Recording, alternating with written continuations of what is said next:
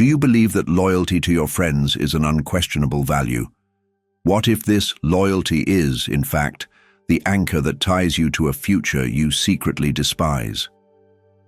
The warm comfort of familiarity can be the subtlest of prisons, built not by stone walls, but by lukewarm conversations and lowered expectations. Before we dive into this uncomfortable truth, take a moment to like this video and subscribe. What we will explore together might be the key to unlocking the vision you really deserve to have for your life. There was a voice on the radio decades ago that echoed through millions of American homes, a calm, deep voice belonging to Earl Nightingale. He was not an academic philosopher or a couch psychologist, but an attentive observer of the human condition.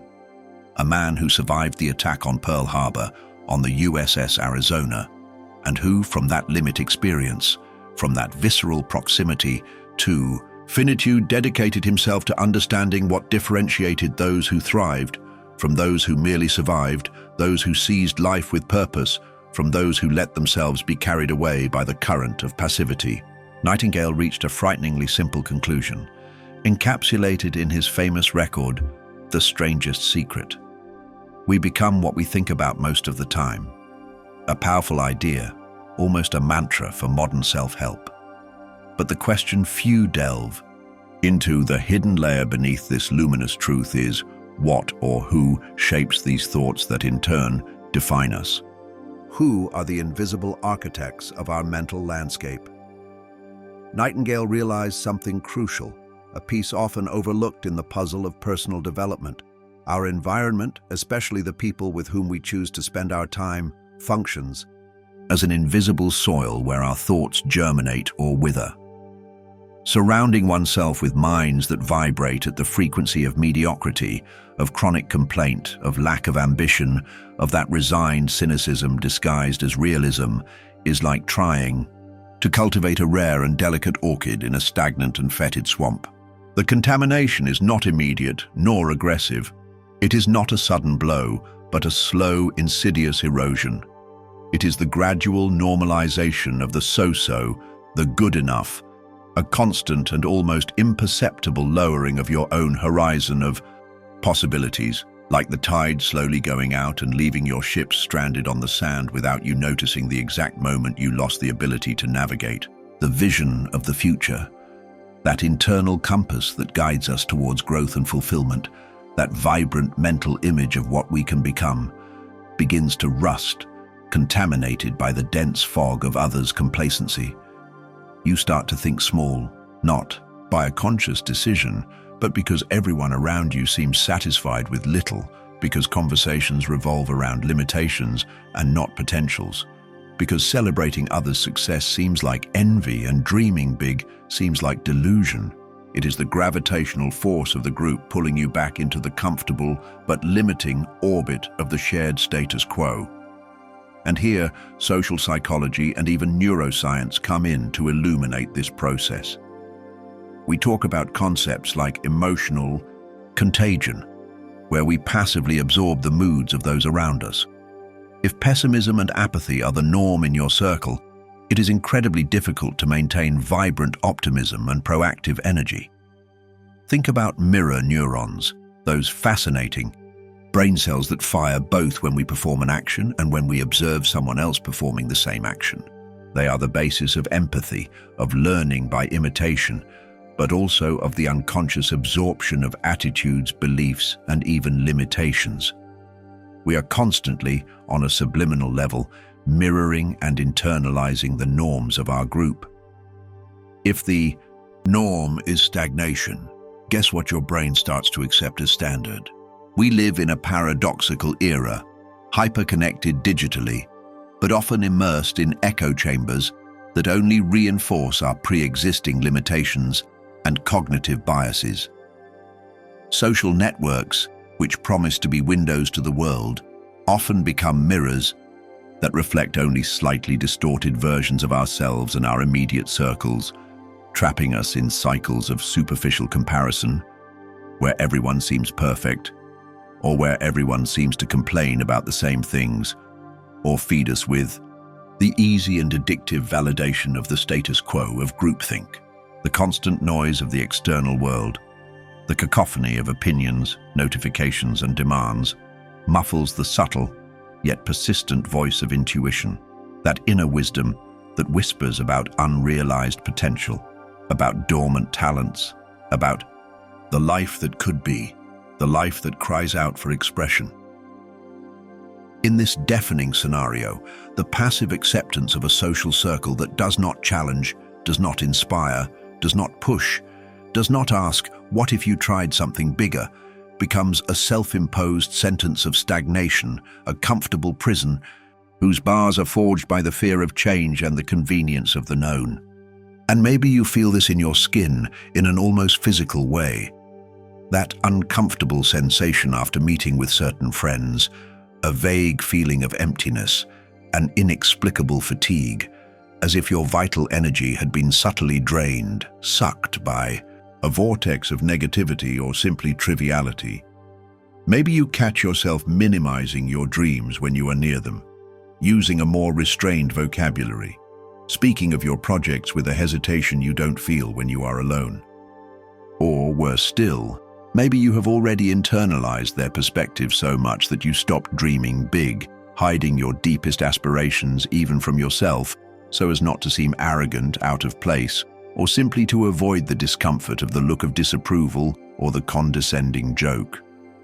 There is a loyalty that turns into a cage, a deep fear of losing belonging, of being alone, that prevents you from seeking the tribe that truly resonates with your expanding soul, with the version of you that is struggling to emerge. It is the silent conflict, often unconscious, between the warm and familiar comfort of the known, even if that known is mediocre, and the insistent, sometimes frightening call of your deepest potential, of the adventure of growth. It is the battle between the perceived safety of the harbor and the uncertain but promising vastness of the open ocean. The turning point, the inflection point in this journey, happens when you viscerally understand that selecting your environment, curating your influences is not an act of elitism, arrogance, or cruel abandonment. It is, in fact, a radical act of self-preservation, of self-respect, and of non-transferable responsibility for one's own life. It is recognizing, as Nightingale suggested, and as existentialist philosophy reminds us, that although we do not control all external circumstances, we have the power and responsibility to choose our responses, our associations, and crucially, the influences we allow to shape our mind. Your thoughts are the raw material of your destiny, and the influences you allow into your mind, the conversations you hear, the books you read, the people you associate with, are the silent architects of that destiny.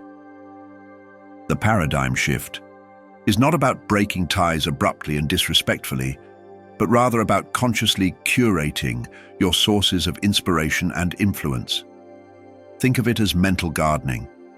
You need to pull out the weeds of negativity and complacency so that the flowers of your potential can grow. It is choosing to nourish your vision of the future with interactions, ideas, and examples that expand it, that challenge it, that elevate it, not that suffocate, diminish, or ridicule it.